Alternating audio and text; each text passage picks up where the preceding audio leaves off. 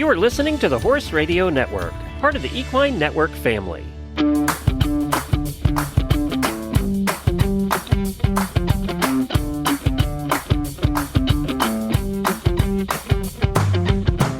Welcome to this episode of the Business of Practice podcast, where we focus on the business and human sides of equine veterinary medicine. In this episode, we're going to talk to two veterinarians who have experience working as relief veterinarians, Doctors Cara Wright and Tom Pryor. We're going to learn about their experiences and their recommendations for those in the equine industry considering this option for their careers. I'm your host, Dr. Amy Grice, business consultant and former equine practice owner. The Business of Practice podcast is brought to you in 2024 by CareCredit.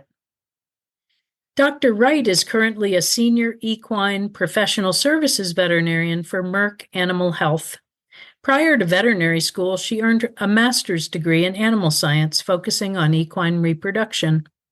Dr. Wright graduated from the Virginia-Maryland Regional College of Veterinary Medicine in 2009 and then completed an internship in Florida, after which she was in equine private practice until joining Merck in 2022.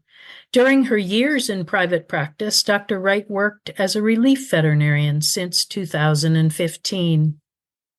Dr. Pryor was born and raised in rural west central Wyoming at the foot of the Wind River Mountains, where his family operated a small cattle ranch.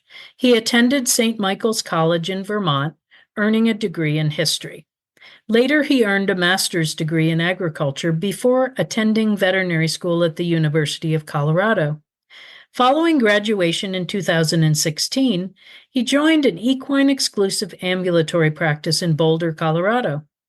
More recently, Dr. Pryor began an equine veterinary relief practice based in Colorado. His philosophy toward equine veterinary relief is simple: provide excellent service to both the veterinary practice and the client, so colleagues can have absolute peace of mind while they're away. Welcome, Dr. Wright. Welcome, Dr. Pryor. I'm so glad to have you with us today. You both chose to help other veterinarians by providing equine veterinary relief, and I'm eager to learn more about your experiences, and I'm sure our listeners are as well. How did your interest in relief services develop, Dr. Wright? Thank you for having me today, Amy. I'm happy to be here and excited to talk about this. I got into relief work it was an accident almost, or just a coincidence. One of my very good friends, our colleague Stacy Cordovano, had a solo practice and she was expecting her first child. And I had recently quit my full-time job and moved to Europe, and I was living overseas. Not doing much of anything, which was fine for a couple months, but then I got pretty bored. And she was like, "Hey, what would you think about coming out here and working for me while I take some time off to have this baby?" And I was like, "Oh, that's a great idea." So that's what we did. And then someone else I had known through my internship was like, "Oh, wait, I'm having my baby at the end of the year. Can you come cover for me?" And then it just sort of happened that way. And then I started a website and listed myself on the AAP website thing. And that's just sort of when the snowball started rolling and it took off. And what an amazing thing that was for those women, amazing. How about you, Dr. Pryor? Very similar to Dr. Wright. I had been in private practice for 7 years and it was quite honestly pretty burnt out. I felt like I had stagnated in that position and didn't see much development as a veterinarian in that position. So I decided to depart private practice at that point. Spent a couple months off, which I highly recommend anybody do. But just like Dr. Wright said, I got pretty bored. And it was as easy as just putting my hand in the air and saying, "Hey, I'm available." I was really looking for variety, new challenges. And, I do have a very true sense of community when it comes to equine practitioners, and certainly didn't want to leave practice or leave that community, and wanted to figure out a way I could really just help. That's how it happened. And just like Dr. Wright built a website, published it, and then I was just shocked at the number of people that just reached out and are needing help. So yeah, it has almost spiraled out of control, but it's very, very tenuously in control right now, and it's been a really fun adventure so far. That sounds like you're really motivated by helping other people in the industry. Would you say that that's true? That was one of the motivating factors? Are there others? 100%. We go to these meetings, and time again, we hear about, the decline of the number of graduates coming out with an equine interest. So we don't have the applicant pool to pull from. Then you hear about retention rates of those young practitioners. And then we have a great generation of practitioners who are retiring or getting ready to retire. So we're kind of leaking from all aspects here on the ship. So, like I said, I have just a tremendous sense of community, and I just want to have this field of service like really continue and succeed. So that's what drew me into the relief gig, and so far that's the most rewarding aspect of it is the being able to give back to our equine practitioners. Yeah, I'd imagine that is, really a strong sort of motivating factor and a reward. Dr. Wright, it sounds like you were motivated by helping two friends that were having babies when you started out, and that was really rewarding to make those friends' lives easier. How did that sort of extend to wanting to do that for others as well? So I can't recall if I mentioned in the beginning of this podcast, but when I stopped working to move overseas, I was what I now realize in the middle of a very strong feeling of burnout. At that time, I didn't know that that's what it was because everyone had it and it was all the same. And there was it was just equine practice, right? So I didn't realize that that was what I was experiencing.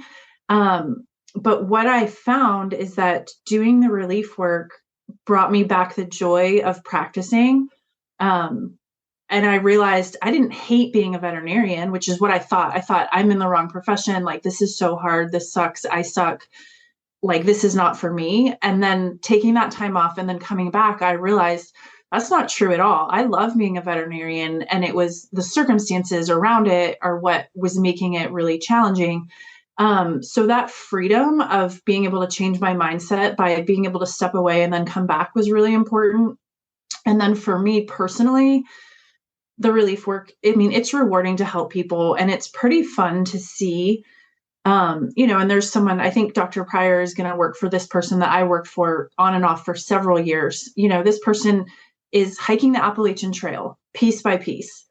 And it's pretty cool to be like, all right, I'm coming back for a couple of weeks, and off you go to go backpacking and sleeping on rocks while I'm here, doing whatever. So it's pretty cool to see how practitioners are using relief vets to make their lives better so that they can hopefully not experience that burnout. And I will say, when I started doing relief, I made more money doing relief than I did in practice. I worked certainly nowhere close to full time and made almost 3 times as much as my salary that I had been getting. What I do hope now is that those numbers, because they are changing so much for everyone in equine practice, that, I obviously want everyone to make lots of money, but the difference for me was a lot at that time. And that was really important because it made it more feasible to do equine practice by being able to be flexible and work in other places. Yeah, absolutely. It's interesting to hear, how helping veterinarians has been part of what was so rewarding for both of you. Because when I left equine clinical practice and began doing business consulting, I found the same thing. I missed helping horses and clients, but I was helping veterinarians, and it felt really, really good. So boy, I understand. I think also part of it, and I don't know, Dr. Pryor, if this is how you feel, but you go in and you're doing relief maybe for a week or two at a time, or, a chunk of time. And whatever is thrown at you during that time, you can totally handle it because you know that you were there for that chunk of time, as opposed to like this nebulous, oh my gosh, if this is every day from now until forever. And I see you nodding on the camera. Okay. So Yeah, I think absolutely. yeah. If there's a finish line, I think anybody in this career can do it. Like we've proven that we can push our heads through any wall as long as there's a finish line, and that is something that is a very real fact in practice. Is like that's very tough to see at times. So you hit it on the head as far as like I go somewhere for a week, I want to be working around the clock. Like Yeah. I'm there to work. I don't care the hours. I don't care how Yeah. many on-call shifts you give me. That's what I'm there to do. And kind of alluding back to what you had said earlier, that sense of burnout was real, and I had thought, that was it for me. Like, dang it, throw my hands in the air and I'll pick up a hammer and become a carpenter. But it has definitely reignited my love for veterinary medicine. And what I feel like is in these moments where I can just concentrate wholly on 1 week of work and just absolutely be consumed by it. Like everybody gets my best. And then when I come home, I don't have clients calling me. I do my absolute best to have all my billing and medical records done for that practice by the time I leave. So my responsibilities are to my family when I get home. And it's a very, very nice departure and separation of those two kind of aspects of my life. So that balance is in way better control now. So I'd like to say I'm where my boots are. And so when I'm working, that's all I'm doing. And then when I'm home, this is all I'm doing. I just got back today from Florida, immediately went and got my kids, and like I'm back in dad mode. And that's the way it will be for 3 more weeks until I hit the road again. Yeah, I think that choice, of when you're going to work is so important and people in a regular job in private practice don't have that. Mm-hmm. Certainly someone who's a relief vet has to have a personality has adaptability and flexibility and not needing a routine. So it does take a kind of specific personality. The Business of Practice podcast is brought to you by CareCredit. CareCredit keeps equine veterinarians at the heart of care by providing horse owners with simple, budget-friendly financing options. By helping to bridge the gap between cost and care, CareCredit supports healthy financial relationships between veterinarians and their clients.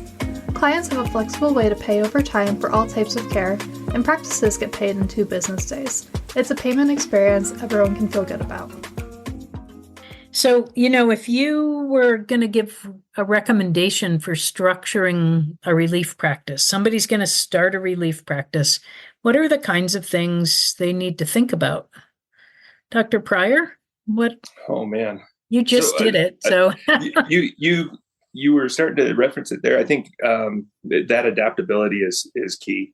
I consider myself very easygoing, and so when things arise that are unexpected or maybe not desirable, I mean, you just got to let it roll off your back to a degree and just say, hey, how can I make the best of this situation? The other thing, I think, be confident in your skills as a veterinarian. There is nothing like showing up to a stranger's place to work that brings out imposter syndrome. Like, oh my God, I'm going to be just completely exposed as a fraud showing up. But be confident in your skills. And then, the other benefit of doing it, I found, is to I have to crack a book every now and again. I go to areas of the country where they have conditions that I haven't seen or heard about since school. So it's like, oh, I get to phone a friend, or they're using equipment that I'm unaccustomed to, that sort of thing. So having that adaptability, but that's again another one of those aspects of practice that I really enjoy. Like, I think we're the last innovators of veterinary medicine. Like, we are out in the field having to figure things out on the fly, and it's really empowering if you can wrap your mind around that part, and that can be very rewarding to you as well. So, just adaptability, having confidence, and then just always seek feedback and take it to heart, and then apply it to the next job. I think you can't stop improving, because the moment you're settled into what it is, I think that's a great time to hang it up. And I'm far from it. I want to continually learn and continually improve. So that would freak me out if I had to use an ultrasound and I didn't know how to measure something, or what the heck? What if I couldn't even find the button to turn it on? Yeah. It would freak me out. You know what though, Amy, I found, at least everywhere I went, there were always technicians. Like the staff was always still in place. Yeah. And they were so helpful. And I think in most of the interactions I had, they were excited to show you and excited to help you and help you get going. But I will say, as far as that goes, and I don't know if Dr. Pryor agrees, but having the staff in place is the key for a smooth just situation, right? Like they know where the stuff is. They know, what if it's a totally different vaccine brand and you don't know what they look like? They are the ones who can find it in 2 seconds, or they are the ones who know this client is particular, or, oh, this one, the gate button is over here behind the oak tree or whatever. Right. So the staff really helps with that sort of stuff. Absolutely. Yeah. I think that I've grown to appreciate technicians more in this role than ever before. I always knew they make us more efficient. They do everything, but boy, they pick up so much slack. And like I said, I just got back today from a practice, and I can't even imagine doing that gig without the staff that they have in place. It's a very busy practice. The caseload was massive. And I'm on a foreign truck. So showing up to a place, having somebody who's got everything organized for me, takes tons of stress away from any of that, and really just enhances the overall efficiency of it. And that sounds that sounds like it would make it so doable to actually have somebody with you that knew where stuff was in the truck and could, tell me about the whole software thing. When software is so different, how do you get through that with the technicians? They're helpful. And I've been at practices before where they were like, you know what, don't even mess with the software. Just do a Word document, write everything down, and give it, either to the front desk or whatever. Because whatever software was too confusing. And then I always, Tom, I don't know if you do this, but besides a medical record, I always try and keep just a list of cases, especially things that need follow-up, so that it's a very easy, I told, Mrs. Smith, you were going to call on Tuesday. It needs to be seen again, whatever, in one spot. But yeah, the software can be tricky, but again, maybe you just don't use it for the few days if it's too much, or someone helps you. I think just keeping that record is the key. Yeah, I will say that's probably the only frustrating part so far, is just the different softwares. Some are really intuitive, some are not at all. Your staff, leaning on the staff is super important. And there's times where I come back to the office and I'm just like, hey, you're gonna have to fill this out, and here are my notes, and they're more than happy to do that. But yeah, any times I get really flustered, it's as easy as just raising your hand and asking for help. Right, especially if you have good staff. Have you ever done relief for a practice that really didn't have staff? Mm-hmm. Dr. Wright is nodding her head. What was that like? Yeah. Well, it was an adventure.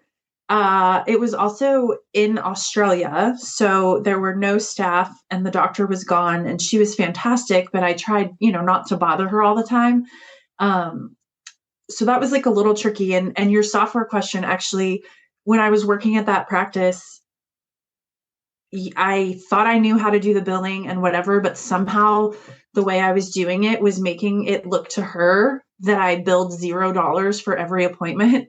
And so I remember she's across the world, and she calls me and she's like, "Did you not charge any of these people?" And I'm like, "No, I did, I swear." And it was this big miscommunication.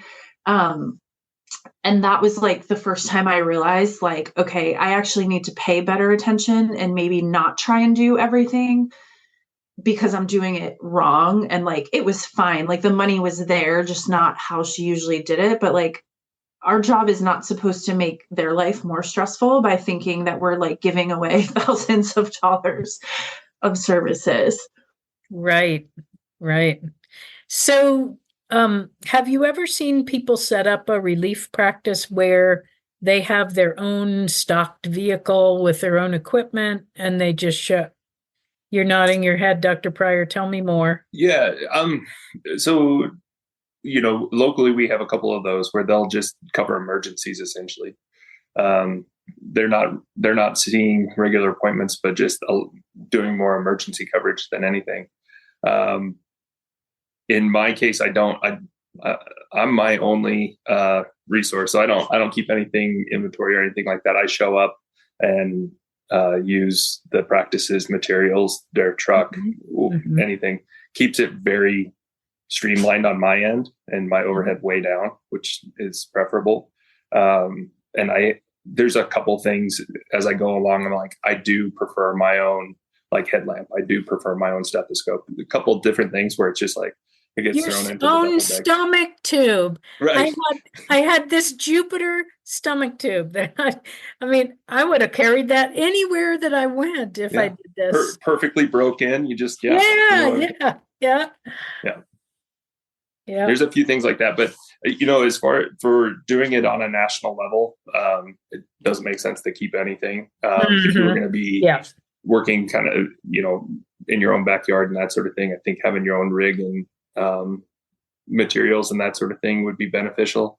And then I could see with some specialists, if you're in Therio, carrying your own ultrasound is probably what you want to do. Or I think radiologists, and if they're doing field imaging and that sort of thing, if they like their own machines, that sort of thing. But for general practitioner, it's pretty easy to just show up and use their stuff.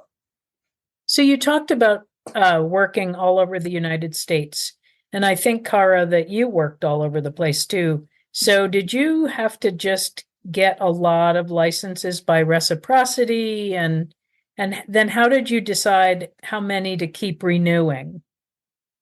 Dr. Wright, you're smiling. Well, Dr. Grice, you know me, outside of this podcast, I like to do different stuff all the time. So I actually, until I moved to California, did not give up any of my other licenses. So I think I had 6 and Australia at one point. But then when I decided I was not going to do what Dr. Pryor is doing anymore and just try and keep it slightly more local, I am like inactive, but not the kind where you have to do everything all over again to get them back. Cause like, what if I get that urge again? I'm not sure. There you go. But yeah, it depends, and every state is different on how hard it is or isn't to get a license. And I do know one of the goals of the emergency coverage subcommittee is talking to the AVMA to work on some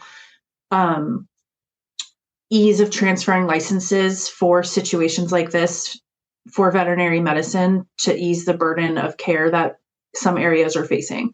So I'm sure that'll take 1,000 years, but people are trying to make that an easier process. Dr. Pryor, how many licenses do you have? Do you just sort of focus on the states where you go the most frequently, or how have you decided? So, I have about half a dozen at this point. And honestly, I look at the state income tax of the practices that reach out. So there's a couple states where it's just like, it's not worth going to, like New Jersey, New York, California, I get dinged a little too hard. So being a contractor in those states isn't worth my time. And honestly, their license fees are a little high too. So that's fine. And I think that the alarming, or not alarming, but the striking thing to me is like, the processes for which the state's licensed veterinarians couldn't be more different from state to state. Like Pennsylvania, you submit an application and $30, and in 2 days you have a license. In Florida, it took me over 2 months and over $500, and an exam, a proctored exam, and it's like, this is silly, And so, like Dr. Wright was saying, I think we as an industry really need to get something pushed through, some legislation, so that we can. I think if you're working in a state for no more than 3 or 4 months at a time, continuously, you should essentially have this relief license that I don't need to send my NAVLE results from a decade ago to 27 Right. states, that sort of thing. I think you do need to have a home base. Like I'm happy to keep my Colorado license active and that sort of thing, but that letter of good standing should actually do something for me in that Right. they say, yeah, this guy checks out. He does his CE. He's passed his tests, and he doesn't get reported to the board. He's a good vet. That should, should actually mean something, but it really doesn't in the eyes of other states. Like I still have to go through all of their hoops to get a license. Yeah. And that's interesting too, because it's like, that could be something that could help other, just not just equine practices, but like think about things that do have seasons, like the different food animal practices and their seasonality and different locations. I mean, that kind of thing could really help some places that don't have enough veterinarians by being able to have people come in short term. And I mean, it is, and you're right. Like you have to get that letter of good standing, but like, it does not matter. Like at all. Are there any other things that you want to tell our listeners? Anything in particular, Dr. Wright, that you want to let people know? Yeah, I mean, I think it's really fun and rewarding, and you can set up your business however works best for you. As far as like how you want to charge people, do you do a day rate? Do you do a percentage? I know that there are some specialists that charge hourly and will just see cases. So there's a lot of freedom. Like I said, a lot of freedom to see things, a lot of freedom to charge how you want. A lot of freedom, for example, if you are not into doing dental extractions, you can probably say, hey, that week that I'm there, I'm not going to be doing any dental extractions. I hope that's okay. Because you're there to provide a service, but not necessarily to like build out someone's client book or like that kind of thing. So I think you can really make this look however you want it if it's something you're thinking about doing. And if you're a practitioner who's looking for help, there are so many people who can help you. You just have to ask, because you never know if someone local is semi-retired or coming back from maternity leave or just anything. Like someone is out there and they may be able to help you out. That's very good advice. How about you, Dr. Pryor? Oh, the demand is there. Like I know Dr. Wright experiences this too, but it didn't take. Like I'm booked out for 2024. The demand is absolutely there. So I think if this is something that you're thinking about transitioning to, give it a try. It's pretty easy to show up, dip your toe in the water. You can do as short of a stint as like 3-4 days, or you can do as long as a couple months, like, some paternal leave or what have you. So definitely try it. And like I said, this has been just the best thing for my mental health and my just reigniting my passion for vet med. It kind of shocks me how I don't want to say jaded, but just I got just a little callous to it and wasn't enjoying it to the point where I thought about leaving altogether. So if you're at that point, take your break, reset a little bit, and then go have some fun. Like when you're running and gunning and you have that hard stop, that finish line, man, it's all the sweeter while you're working, and it's all the sweeter on the ride home. Like flying back today, I was very happy with what I accomplished over the week, but I am psyched to be home. And it makes this aspect of it too, all the more rewarding too. Like my time with my kids, my what I can accomplish for my family when I'm home and not working.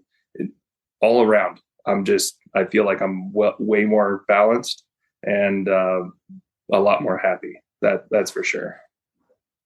What a wonderful description of being in charge of your own life and being able to feel like all the aspects of it are rewarding. Mm-hmm. Absolutely. That's really terrific. I really want to thank you for joining us today, both of you. Great conversation that we've had.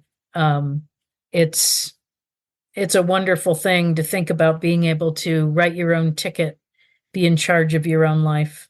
Relief practices are so needed, so in demand, and a wonderful option for people. Yeah, absolutely. Thank you all for listening to the Business of Practice podcast today, and a big thanks to our sponsor, CareCredit. And to all my listeners out there, be brave, embrace change.